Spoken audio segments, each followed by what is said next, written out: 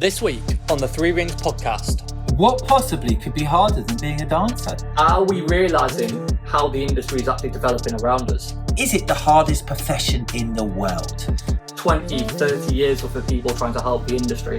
Nothing's ever really come to fruition. What could be out of the box that I could do which could take me to that next level? Okay, is anything actually happening, or do we just keep getting told something is going to happen? Welcome to the third episode of the 3RINGS podcast, where we discuss entertainment industry issues, news, stories, and advice. My name is Stuart Bishop, and I'm here with my fellow 3RINGS director, Bailey J. Muir. How you doing, Bailey? Yo, man, I'm all good. How are you? I'm doing all right. Yes. So, before we dive into it, get below the video, hit the like button, subscribe to the channel, and turn your notification bell on so you know all about it when we put next week's out. Let's go through the topics one by one, and then we'll get into our first main topic. So, unpaid surveys. How many times are we going to be asked to fill in surveys? And then topic 2, hardest profession in the world? Is it? Is the performing arts the hardest profession in the world? And then topic 3, we're going to be speaking about Google Music. You've all seen the adverts. Well, we're going to be discussing what this means. And then finally, we're going to be covering the NFL Toy Story. And could it be something that could be used in the performing arts, maybe? 4 great topics today. Where are we starting? We're starting with these unpaid surveys. Yeah, so it popped up on Instagram. The Arts Council England had put out a survey that they wanted all sorts of, I think it was performing arts facilitators, not necessarily just performers. So like camera guys, directors, lighting teams, etc. Anyone that works in the performing arts to fill out this survey. And underneath it in the comments, there was then a lot of people putting in this sentiment of, this is just unpaid labour, why are there so many surveys going around? Which was fascinating. I can't say I've ever heard anyone calling a survey unpaid before, but there's certainly something to break down there in so many places you can take this conversation. So let me read it. It says, we've launched a survey to learn more about the working conditions and experiences of freelancers employed in the creative and cultural sector in England. And then it goes on to say, freelancers, we want to get to know you better. So, they're not asking anything out of the ordinary. We've all had surveys like this before. Let's go to the comment which cracked us up and gave us this topic. It was Jam the Big Bear. He just puts underneath, more unpaid labour, please stop. That's the Arts Council, Bailey, that people are daring to put a sort of comment about. It just makes you think, how much work do people have to do for the performing arts to know what they're doing? How much information, how many surveys, how many questionnaires until someone goes, right, well, I'm not going to ask anymore, I'm going to do. There's a point you started to hit on there, which is like, do the people putting out these surveys actually know what they need to be doing? I think that's exactly where it lies. Because these comments on the Arts Council post, I don't think for a minute that it's actually them wanting to attack the Arts Council survey. I don't think it's exclusive to that survey. I think people are just generally sick of the surveys because there are so many of them, so many that these people are expected to fill out. And obviously it feels totally unreasonable to put it's unpaid labour because it feels unfeasible to ever expect that you would be paid to do a survey. So I don't think that's actually the point they're trying to make as much as that is the wording. I think what's really between the lines here is to relate this to a Henry Ford quote. He used to say, if I asked the people what they wanted, they would have asked for faster horses. Obviously, as his solution, he instead presented cars which got them to the destination even faster. And I think the sentiment of that is exactly what the performers are trying to say between the lines. It's like, yeah, we can give you all this info on how hard our lives are, what we want to see improve. But actually, we look up to these organisations to lead the way for us, tell us what the actual solution is. We don't want to feel like the people who are going, this is the solution, go and do it for us. The amount of times over the years, I've done surveys from whether it's, casting platforms or whether it's organizations or unions or networks or all these things. And it's like, you know the answers. Equity, for example, they know the answers, but they've got no power or no will to actually ever implement. It's always about, well, we've talked to these people and they're not really, well, just do it. I think there's so much effort put into like keeping their members happy rather than actually doing the work, that performers are starting to reach this point of going, okay, is anything actually happening, or do we just keep getting told something is going to happen? It's like with these surveys, you're asking individual people's accounts of what's wrong in the industry, what their experience is, how much they on average get paid. And it feels like almost the intention is to try and solve every single person's problems individually. And if we do that, how is the industry ever going to get anywhere? I mean, how many performers would you say there are in the UK? Like 10,000, 20,000? Think how long it takes to solve the problems for each of them people. It's like, as much as we want to make it better for every individual person, the individual accounts of the industry aren't necessarily helpful. We need to look at the overview, which I know people will say these surveys are put there to try and build that overview. But the overview, everyone in the industry knows anyhow. We all know what the general problems are, the general consensus. We know what we need to go and fix. So I guess it's coming to that point that they're going, right, stop asking what we need to do. You know what to do. Just go and do it. They're hoping the solutions will come from the answers. But it's, you know, if you don't know those answers already, you know, I get it why people do, you know, market research and they do surveys and questionnaire. I get it to get data, but, you know, this is the top people in the industry.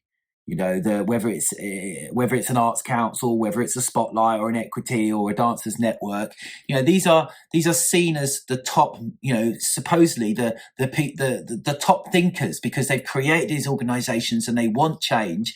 But you know, you can't be a revolutionary if you don't know how to be revolutionary. You know, you can't. There's what's the point doing this if you then haven't got the strength to follow it through? This is it, and I think also the position to make the changes. For example, once you've gathered all this data, what are you actually going to go and do with it? A lot of these groups that put out these surveys, even like your Arts Council, the furthest their power can reach is trying to lobby someone else to make the change. A lot of the changes that the industry needs to see, if we're completely honest, could be made by Spotlight if Spotlight wanted to. The groups that are actually trying to make the changes have to go and lobby Spotlight. Spotlight clearly have no interest, otherwise it would have all already been done 10 years ago. So I guess there's also a point in here of, if you want to see the change, become the person who can actually implement the change rather than trying to get someone else to implement it for you. The lobbying is already proven not to work. It's one of these things also, you know, a lot of these surveys are to do with showing that people are still relevant, they're still going, and it's more promotion than actually what they're actually going to do, you know, with that information. You know, it's, for example, the amount of times we've heard questions about the pencil policy in the dance industry.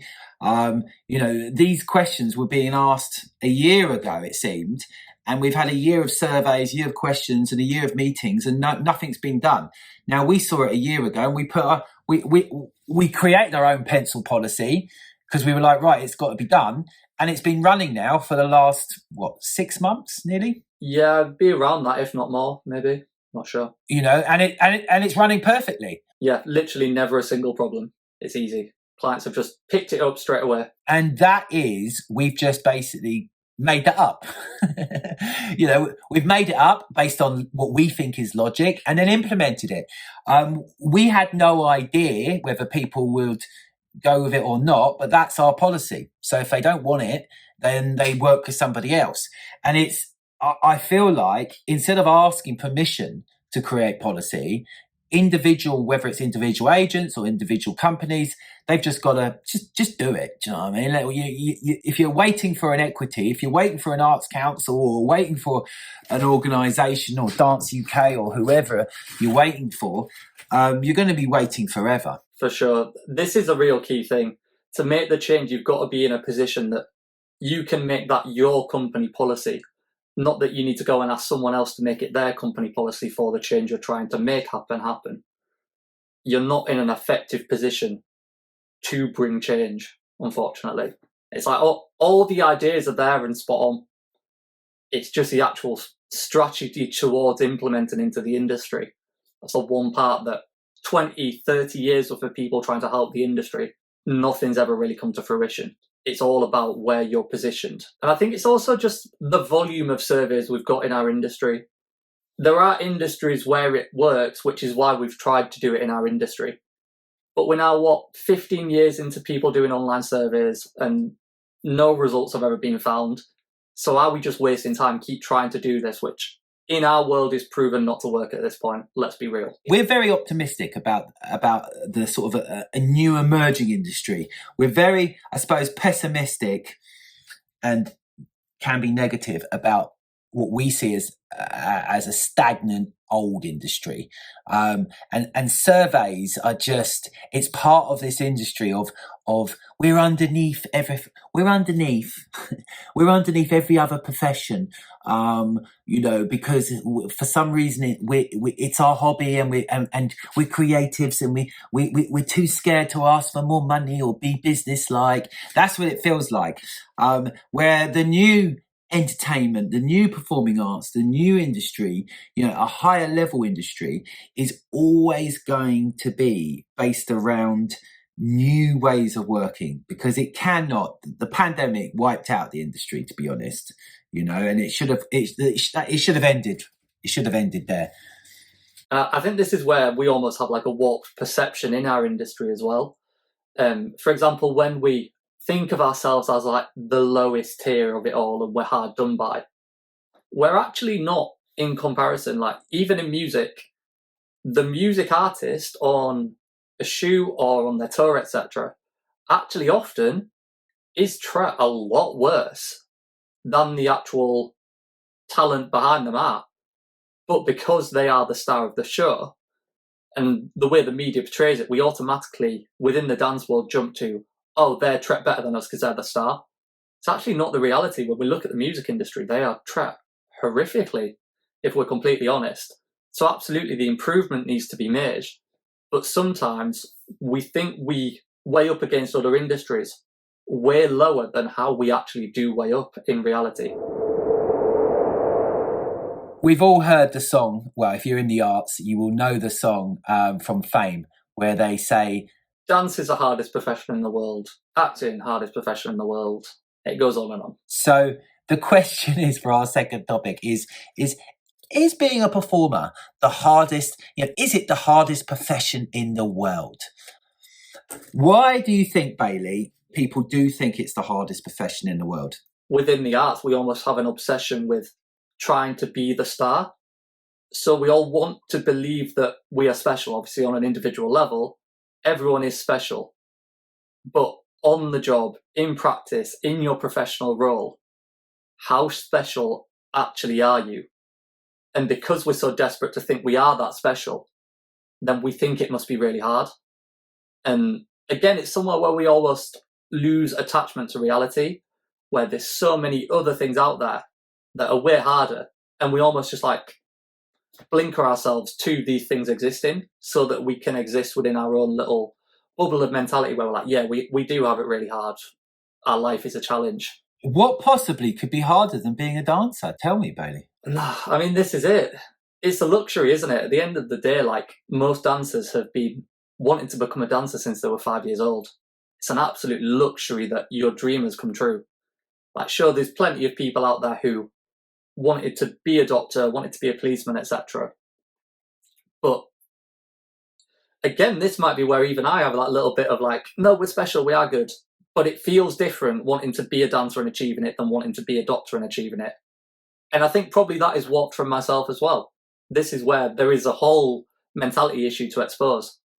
How different really is it? I don't think it is sort of delusional or anything, or thinking too much of the profession. But deep down, I would say being a performer, whether it's an actor or a dancer or a singer, is, if you were to go to the majority of people I think that the most that people would want out of any profession would be wanting to be famous or wanting to be some kind of, creative.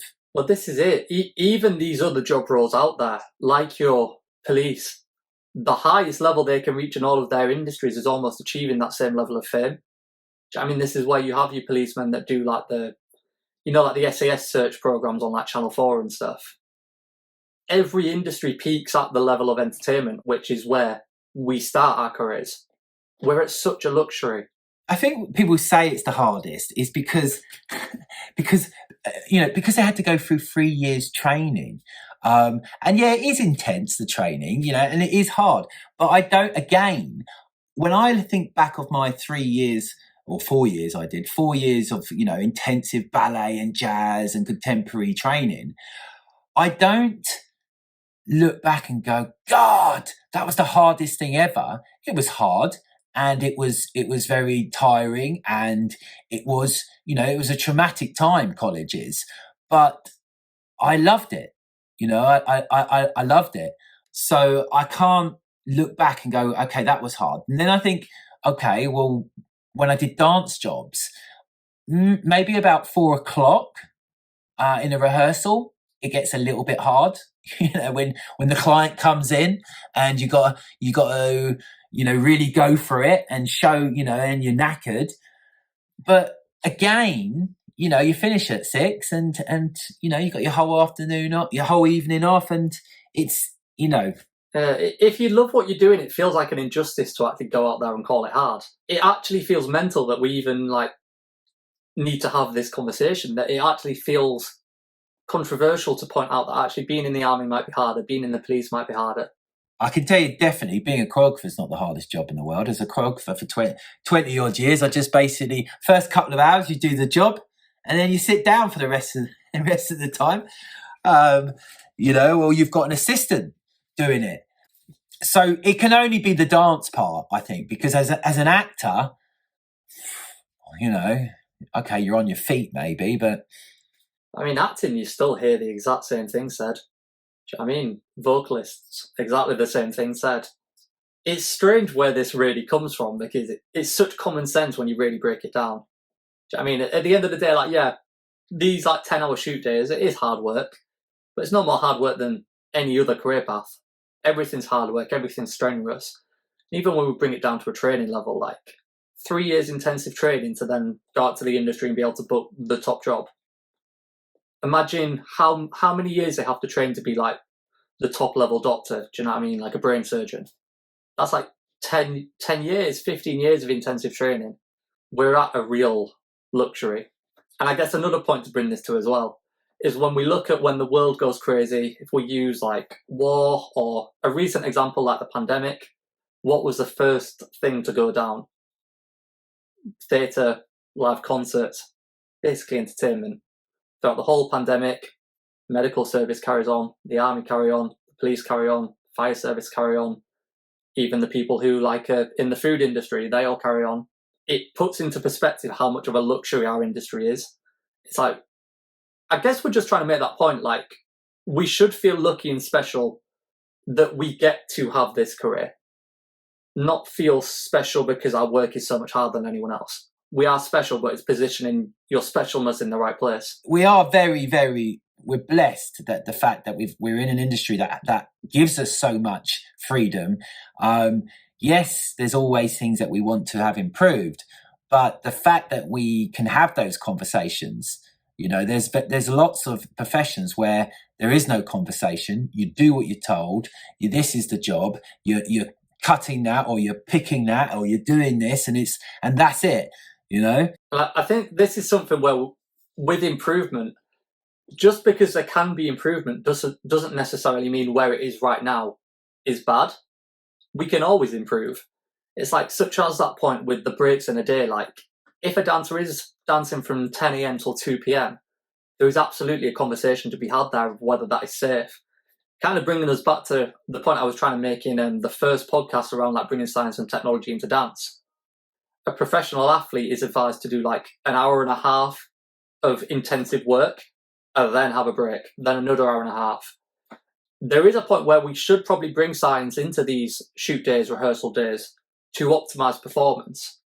But just because that improvement can be made doesn't mean the current schedule is bad. It just means there's always room to grow.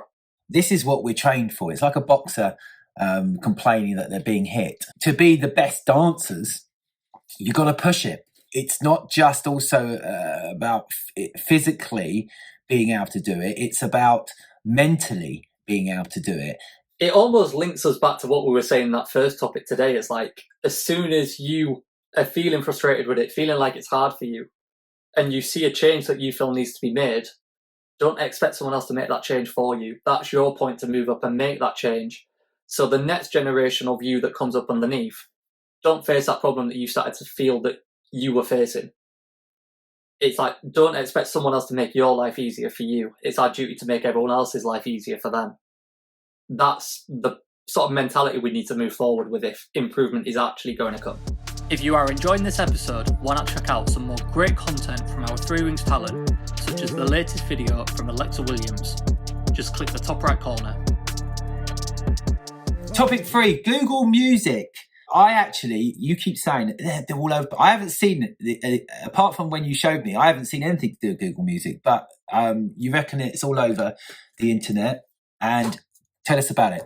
Google Music, a lot of people probably know, have their service, which is, I think it's called Hum to Listen, which is basically Google's version of the Shazam app. And recently they've started a new campaign where they've got TV adverts and influencer deals. However, what's really interesting to look at is the TV commercial going round is exactly the same creative as the influencer activations are. There's almost zero difference. They could take the video of TikTok, make it landscape and put it on TV. No one would know that that weren't the actual commercial. So it unlocks this interesting conversation of, are we realising how the industry is actually developing around us? TV commercials are getting less and less frequent in terms of casting. However, the influencer scene is getting more and more of these activations that look identical. So I guess we want to try and have a conversation around, is the influencer scene separate, or is the influencer scene the future of the casting industry? Is this where artists need to start moving to, building their followings so they can land those deals? Is that actually the way now to work with these brands, whereas 10 years ago it was the TV commercials? Why don't you explain there the difference? When you say an influencer activation, why don't you just explain to the viewers exactly what that is, what that actually means? I'll explain it from both sides. So on the casting side, as all performers will kind of know, there's a whole casting process goes on. Agents submit a load of ideas to the client then picks from there. On the influencer side, it actually tends to be way more that the client makes their own shortlist of people, then comes to the agent and goes, I would like to work with this person, this person, this person. Are they interested? So the major difference really is in the casting process. It's completely flipped on its head and reversed, which I always think actually makes the influencers feel a lot more like stars, and they're treated a lot more like that. They're actually picked, in a sense. Obviously in casting you're picked, but in a very different way. So that really is your core difference. In terms of then production, influencers obviously will just film it on their phone, so they don't have the whole production crew around them. For a wider industry topic, not necessarily the greatest thing in the world for all the other job roles. However, on the talent level, absolutely fine.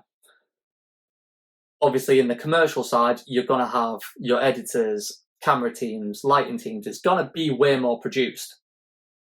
But ultimately the creative is still the same. Often you will still actually have a director on the influencer side, just like you would on the commercial side.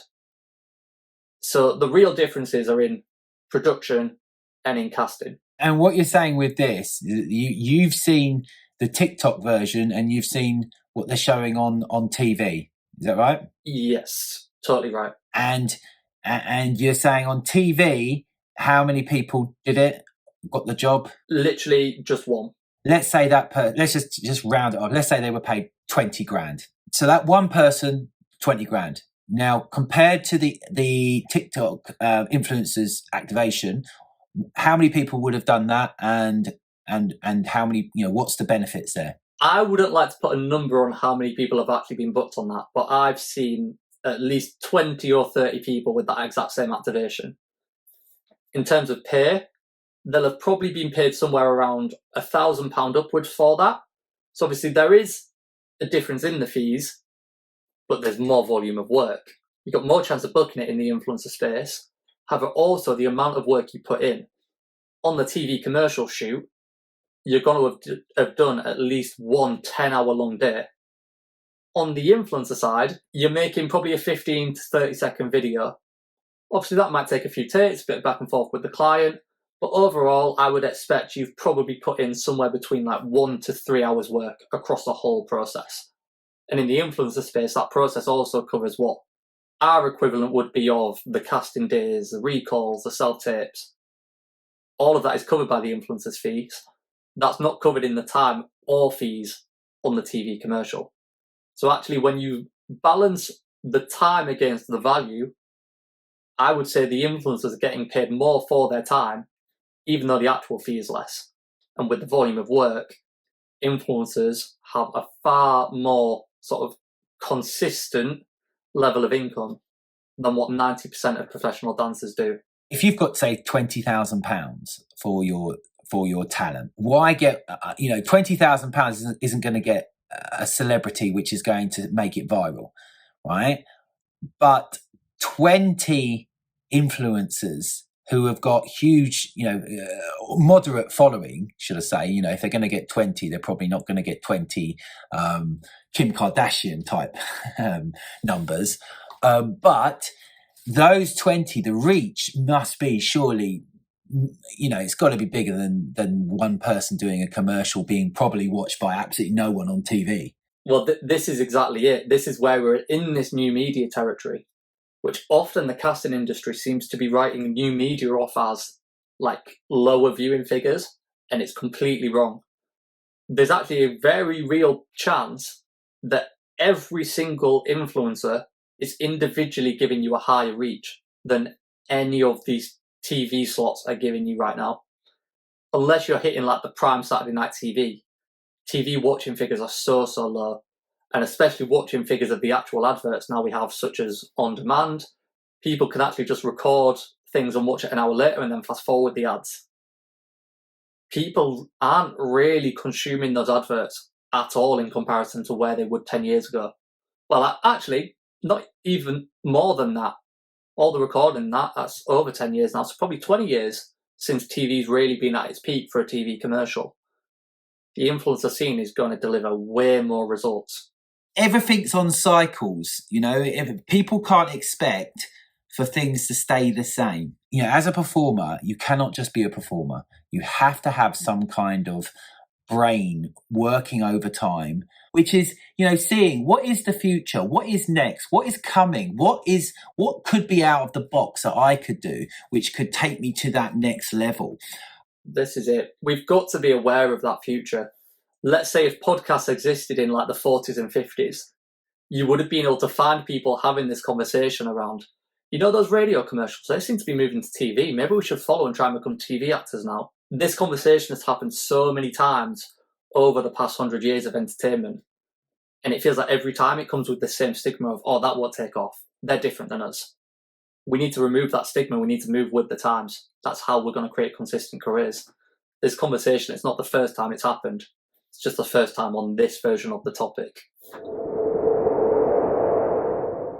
Anyway, Bailey, why don't you tell us about the NFL Toy Story? This is quite unbelievable, I think. It was a couple of weeks ago now, but Disney Plus, in coordination with ESPN, did a sort of AI-generated video stream where they picked up a match from the NFL, which was the Atlanta Falcons versus Jacksonville Jaguars, and they turned it all into these like little AI toy models and broadcast it all in Andy's room from Toy Story, used all the Toy Story characters around it as like more entertainment. And it was literally like live played. I was watching the animation on TV and the actual match on my phone next to it. And it was like, there was no delay whatsoever. It was unbelievable. And from watching it, I just couldn't help but think, okay, if we can replicate this level of intricacy in AI with the way they'll throw American footballs and tackle each other. This is probably there, or just about there, where actually we can take a dancer and AI replicate them. Obviously, we've had it for about 10 years with like mocap suits, but the way this was done, like, there's no mocap suits anymore. Those players were out there genuinely playing the match. They weren't wearing any special equipment. It was just clever cameras picking them up and instantly generating. So it made me think, is there something here which is a little bit of the future of dance? Probably not exactly in the way it was done here, where it's like little toys in Toy Story, although that would be a cool little gimmick. But the way that AI is implemented, is that bringing us to a point that actually, finally, maybe we can make a dance industry based on a product, not just based on being engaged to dance on something else? For example, where Hollywood have films, music industry have albums, music videos. So dance industry, we just don't drop ourselves into the music industry's videos. We don't drop ourselves into Hollywood's films. We don't have our own product that we can market. Sort of linking to last week's with the Super Bowl, where I use that example. If Maddie Ziegler does a halftime show and can market her own tickets, awesome. But for the average dancer working for free with nothing to market, what's the point? Maybe this whole AI thing presents potential for us to have that product as dancers. I have no idea how it would look, but it's an interesting conversation. Certainly something which the dance industry needs. Let's go back on this. First of all, this NFL story, Toy Story thing. It was incredible. When you showed me this, I was just like, that is the exact, as they're playing. I don't know how they did it. There was like no lag at all. Do you know any more about that? Like, what is the technology behind it? Like, because as they were playing the cartoon, it just seemed impossible to me. Yeah, it's just these new special cameras they've got that are essentially designed to just be able to like pick up the human form, and then they like map out, I don't know what you would call it technically, but like the lines of what like a basic human anatomy was to work out, oh, okay, that's a leg, that's an arm, that's bent at that joint. And because of the speed a computer can work at, it can then instantly create that map and put it onto another model. So it's almost the same technology they've been using in motion capture for years. But now because they can pick it up without the mocap suits, it speeds it all up to where you can do it with no lag. Okay, so what are we talking about here? Are we talking, you're not necessarily saying, oh, dancers could be replicated, as in, we could, but the interesting thing was the concept, coming up with something which is, again, out of the box, that is going to bring, it's NFL with Toy Story, so it's going to bring, why are they doing that? Why do you think they're trying to bring in new people to watch it, aren't they? Yeah, I think it's all about trying to attract the next generation into watching NFL. Obviously, using Toy Story as that catch, it's the first time kids are really going to watch and pay attention to the full match. But from that, then you know what kids are like. They're so impulsive. They might suddenly go, do you know what? I'm a Jackson Jaguars fan now, and I'm going to watch every single match. The other ones aren't broadcast in Toy Story world, but you've got them hooked now. You've got that in. And it catches them in a marketing sense to then keep going with the content. And it keeps the NFL's audience developing. I think that's the key to it, really. It's like, why would kids drink Pepsi and Coke now? Why would they do that? Because Pepsi and Coke aren't doing cool stuff. They're not sponsoring Haaland, and the kids are drinking this Prime because it's exciting. It's the Pepsi Max. Do you remember years ago they had all the the Galacticos, David Beckham, Zidane, and Figo doing those adverts? So you're like, right, Pepsi Max is the cool drink. Now it's Prime because we're seeing Prime, that bottle of Prime walking, it ended up being KSI, didn't it? Walking down, was it at WrestleMania or where was it? SummerSlam or? I mean, they've done all sorts, but he was at WrestleMania, WWE's WrestleMania, Logan and KSI. I mean, Logan's almost a regular in WWE now, and he literally brings it to the ring with him every time. Same as the boxing fights, they bring it down to the ring with him every time. They have the little dancing Prime bottles, don't they? Even though it's a drink, they've made that intellectual property out of the image. I mean, you see people walking around now like Prime bucket hats. It's mental. Those Prime bottles are essentially like Marvel superheroes. Well, I've never seen. I mean, I know we're meant to be talking about, I suppose, the NFL, but I've never seen, and in my lifetime, people queuing up for a drink. You know, if you think about it, you've seen iPhones. People queue up for iPhones. You know, and you can see what they've done. They've created this, you know, whether they did it on purpose or not. You know, they created all these fans and only this amount of stock, which creates then, you know, droves of and it's the classic. Actually, that's what Apple do with their iPhones. You know, they're priming. Funnily enough, they're priming people for months and months and months. There's only going to be a certain amount being made in the first, you know, available for the first year and stuff like that. So people are, gotta get my iPhone. Like. But you know what's cool about this is it's something different, and what we're saying is you know, again, performing arts, entertainment, businesses. If you can find something different, people are going to watch. People are going to talk about. Yeah, this is it. It's all about finding something different. I mean, another thing that's really on trend right now is the. Have you seen the Sphere in Las Vegas? That new venue, like that. That's another thing. Just changing the way a concert could look. Suddenly reactivates an entire audience who probably wouldn't have thought of going to a U2 concert. It's just finding these new things to keep people interested. We can't just rely on, well, they've watched that before, so they'll watch it again. We need to innovate. So, do you want to do the CTAs? Oh, I'd love to do the CTAs. So, thank you for watching this episode. If you've enjoyed, drop us a comment down below, give us a like, hit that subscribe if you haven't already, and again, hit the notification bell, and then you'll know when the next version of this podcast comes out. Thanks very much, Bailey. I'll see you next week, and I'll see you in our meeting very, very soon. Nice one. Catch you soon, man.